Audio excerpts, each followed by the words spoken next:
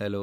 അപ്പോൾ ഇന്നാണ് നമ്മുടെ പരിപാടി. ഞാൻ അങ്ങനെ ഫുള്ള് റെഡിയായി സെറ്റായി വെന്യൂലേക്ക് പോയിക്കൊണ്ടിരിക്കുകയാണ്. പോണ വഴിക്കാണ് എൻ്റെ കണ്ണുകൾ മുന്നിലെ കാറിൽ ഉടക്കിയത്. ആ കാറിന്റെ ഒരു സൈഡിലാണെങ്കിൽ കാറിന്റെ ടയറും മറ്റേ സൈഡിലാണെങ്കിൽ സ്കൂട്ടറിന്റെ ടയറും. അപ്പോൾ അതിന് ഇതെങ്ങനെ മാനേജ് ചെയ്ത് കൊണ്ടുപോകണമെന്ന് എനിക്കൊരു എത്തുംപിടി കിട്ടാണ്ടായില്ല. അങ്ങനെ അതെല്ലാം കഴിഞ്ഞ് നമ്മൾ വെന്യൂലെത്തി. ബാക്ക് സ്റ്റേജിൽ അനുപേണ്ട ഇരുന്ന് ഗെയിം കളിക്കുകയാണ്. പിന്നെ ഷായും വർഷയും കൂടി പിള്ളേര് കളി പോലെ എന്തൊക്കെയോ ഇരുന്ന് കാണിക്കുന്നുണ്ട്. പിള്ളേരല്ലേ, എൻജോയ് ചെയ്യട്ടെ. അങ്ങനെ സ്റ്റേജിൽ കയറാൻ റെഡിയാവുന്ന സമയത്ത് ഷാൻ ബ്രദേഴ്സ് പറഞ്ഞു ഒന്ന് പമ്പ് ആവാം.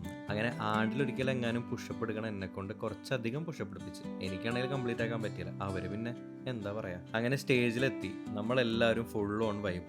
ഷോ നമ്മൾ ഗംഭീരാക്കി കൊടുത്ത് അവിടെ വന്ന ഓരോ ആൾക്കാരും അത്രയും എൻജോയ് ചെയ്തിട്ടാണ് നമ്മുടെ കൂടെ നിന്നിരുന്നത്. കുവൈറ്റിലെ ഓരോ മലയാളികളുടെയും ഹാപ്പിനെസ് കണ്ടപ്പോൾ സത്യം പറഞ്ഞാൽ ഉള്ളു നിറഞ്ഞ സന്തോഷമായിരുന്നു. ചെറിയ കുട്ടികൾ തൊട്ട് വലിയ ആൾക്കാർ വരെ നമ്മുടെ കൂടെ ഡാൻസ് കളിച്ച് പാട്ട് പാടി എന്താ പറയാ, അടിപൊളിയായിരുന്നു. അങ്ങനെ ആ സന്തോഷത്തിൽ ഫുഡ് അടി പ്ലാൻ ഓണാക്കി. ഈ ഹോട്ടലിൽ കയറുമ്പോൾ തന്നെ ഇങ്ങനെ ഒരു വട്ടയുണ്ട്, അതിലാണ് ബില്ലിംഗ് പരിപാടി. എന്താ എൻ്റെ ഒരു ഇത്. അങ്ങനെ ഫുഡെല്ലാം കഴിഞ്ഞ് ഹാപ്പി ആയി റൂമിലേക്ക്. അപ്പോൾ ബാക്കി അടുത്ത വ്ളോഗിൽ. This is Jasim Jamal signing of.